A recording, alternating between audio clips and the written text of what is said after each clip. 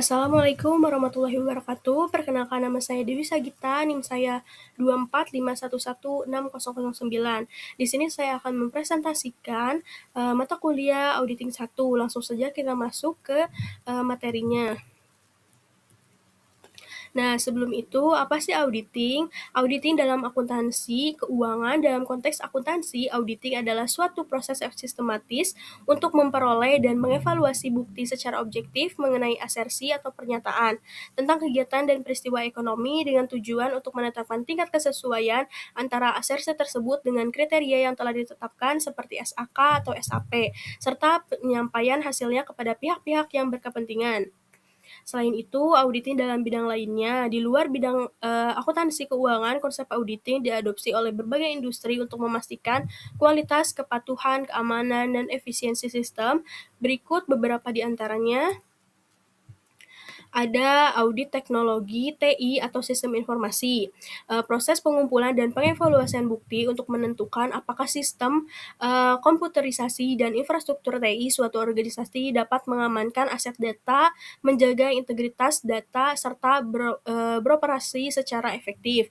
Lalu yang kedua ada audit pajak, pemeriksaan yang dilakukan oleh otoritas pajak pemerintah seperti Direktorat Pajak di Indonesia terhadap pemenuhan kewajiban perpajakan wajib pajak, perorangan maupun badan. Lalu yang ketiga ada audit manajemen lingkungan, alat manajemen yang meliputi evaluasi sistematis, berkala, objektif, dan terdokumentasi mengenai kinerja, organisasi, sistem manajemen, dan peralatan lingkungan. Yang keempat ada audit kesehatan atau keselamatan kerja atau audit K3. Pemeriksaan berkala yang dilakukan secara sistematik dan independen untuk memastikan bahwa sistem manajemen K3 di perusahaan telah ditetapkan dengan efektif. Lalu yang kelima ada audit mutu atau kualitas, yaitu pemeriksaan sistematis dan independen untuk menentukan apakah aktivitas mutu dan hasil yang berkaitan telah sesuai dengan pengaturan yang direncanakan. Lalu yang terakhir ada audit forensik, penggabungan keahlian akuntansi, auditing, dan hukum untuk menyelidiki dugaan kecurangan, fraud, atau korupsi.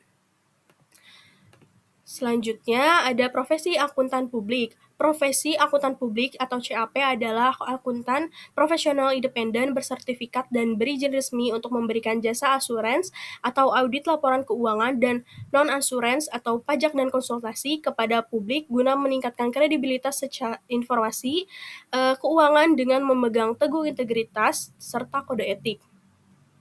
Nah, siapa saja sih pihak yang mengerjakan pekerjaan lapangan ini? Yang pertama itu ada partner yang memiliki pengalaman lebih dari 10 tahun, lalu yang kedua ada manajer yang memiliki pengalaman lebih dari 5 sampai 10 tahun, lalu yang ketiga ada auditor senior atau penanggung jawab yang memiliki pengalaman 2 sampai 5 tahun, dan yang keempat yaitu asisten staf yang memiliki pengalaman 0 sampai 2 tahun. Selanjutnya ada standar auditing dan GAAS. Yang pertama ada ICPA Standards yang berlaku untuk perusahaan swasta di Amerika Serikat. Lalu yang kedua ada PCAOB Standards yang berlaku untuk perusahaan publik di Amerika Serikat.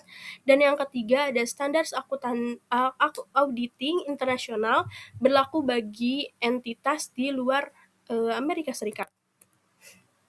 Selanjutnya ada pengendalian mutu atau quality control. Setiap KAP wajib memiliki sistem pengendalian mutu atau kebijakan dan prosedur untuk memastikan seluruh audit dilakukan sesuai standar. Untuk menguji sistem ini, dilakukan peer review, penilaian oleh akuntan publik lain yang biasanya diadakan setiap 3 tahun sekali.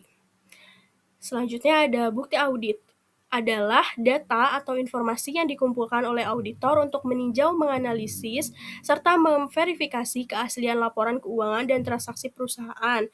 Bukti ini diperlukan agar auditor dapat menghasilkan laporan audit yang kompeten.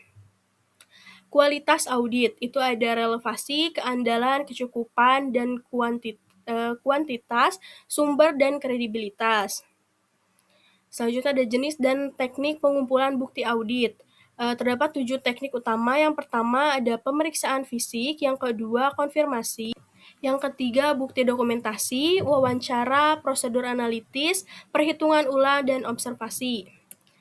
Selanjutnya ada proses audit, yang pertama ada menerima klien, perencanaan audit, memastikan, bisnis klien, menilai risiko audit, menyusun program audit, lalu pelaksanaan audit, pengujian pengendalian, pengumpulan bukti audit, evaluasi temuan audit, penyelesaian audit, lalu laporan audit.